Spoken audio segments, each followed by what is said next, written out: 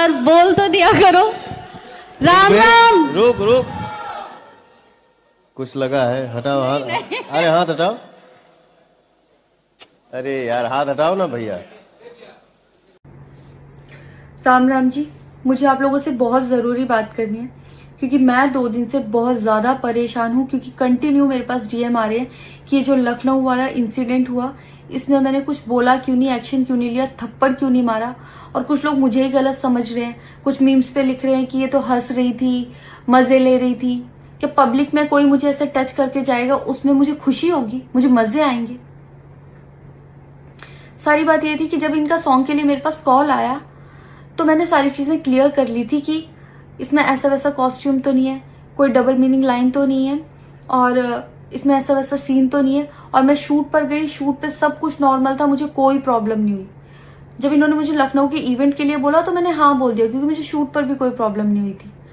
और जब मैं लखनऊ में गई, मैं स्टेज पर थी, मैं पब्लिक से बात कर रही थी, पवन सिंह जी ने मुझे बोला कि इधर कुछ लगा हुआ है।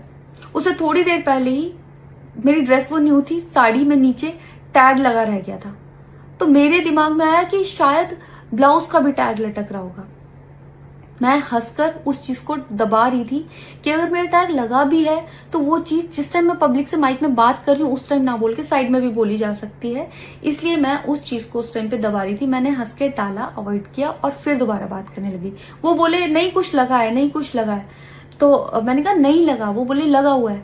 तो मुझे लगा कि शायद लगा ये तो मेरे को लग रहा था कि कुछ लगा है इसलिए ये बोल रहे हैं। और पर फिर भी मैंने हंस के वहां पे टाला, पब्लिक से अपनी बात कंप्लीट की। कंप्लीट करने के बाद जब मैं अपने टीम मेंबर से मैंने पूछा साइड में जाके कि कुछ लगा है, क्या लगा है, उन्होंने बोला कुछ भी नहीं लगा था। जब मैंने देखा मेरे सच में कुछ नहीं लगा था, तब मुझे बहुत ज्यादा बुरा लगा, गुस्सा आया और रोना भी आया। लेकिन मुझे ये नहीं समझ आया कि मैं अब क्या करूं यहाँ पर, क्योंकि जहां मैं गई थी लखनऊ में, पवन सिंह जी खुद भी वहीं के रहने वाले हैं, उसी जगह पर इवेंट था। जितना वो क्राउड था वो सारा उनका फैन बेस था। उनको भगवान बोल रहे थे और भक्त बोल बोल के उनके पैरों में गिर रहे थे। वो उनका फैन बेस था, क्राउड था। तो मुझे समझ नहीं आया कि मैं क्या करूं। अगर मैं कुछ भी बोलती तो क्या वो लोग मुझे सपोर्ट करते? मेरे साथ कुल 3-4 बंदे यहाँ से गए थे, तो वहां जितना क्राउड था क्या वो लोग मेरा साथ देता? मैंने सोचा मैं बैक स्टेज जाके बात करूंगी। इतनी देर में थोड़ी देर रील्स बन के अचानक से वो उतर के चले गए बीच में ही इवेंट के। थोड़ी देर मैंने रील बनाई, अनाउंस ये किया गया कि अभी इवेंट दोबारा स्टार्ट होगा। डिनर के लिए अनाउंस कर दिया गया, मैं भी उतर के चली गई और इवेंट वहां पे खत्म हो चुका था। अनाउंस किया गया था सिर्फ कि दोबारा होगा।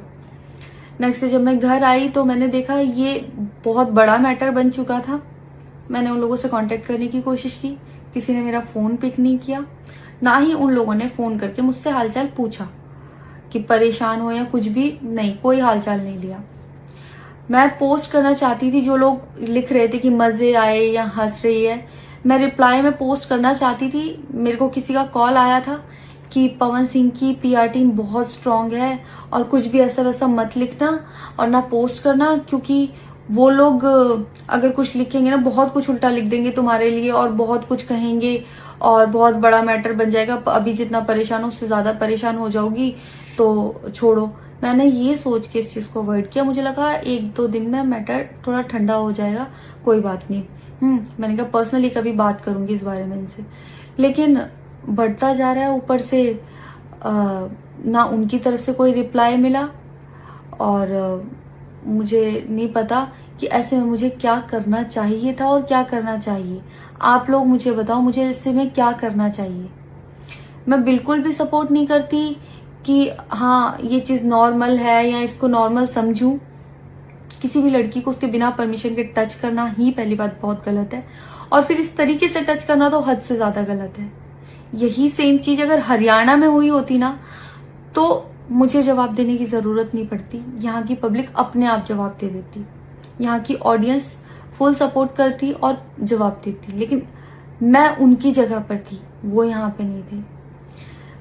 इससे मुझे ये लेसन मिला है कि मैं भोजपुरी इंडस्ट्री में अब काम नहीं करूंगी। आर्टिस्ट हूं तो नई नई चीजें ट्राई करने का मन करता है कि ये भी ट्राई करूं, ये भी ट्राई करूं, ये भी ट्राई करूं। कुछ भी अलग सा आता है तो करने का मन करता है कि कुछ अलग होगा, कुछ नया ट्राई करती हूँ। और वो भी पवन सिंह जैसे सीनियर आर्टिस्ट के साथ कोलैबोरेशन थी तो हुआ कि हाँ कर लेती हूँ। होता है अगर वो भी नहीं होते तब भी अगर कोई मेरे पास मराठी का भी प्रोजेक्ट आता तो मैं सोचती कि हाँ कुछ चेंज होगा, कुछ नया सीखने को मिलेगा, ट्राई करती हूँ।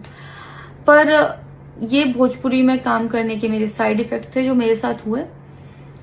मैं अपने परिवार में, अपने हरियाणा में खुश हूँ।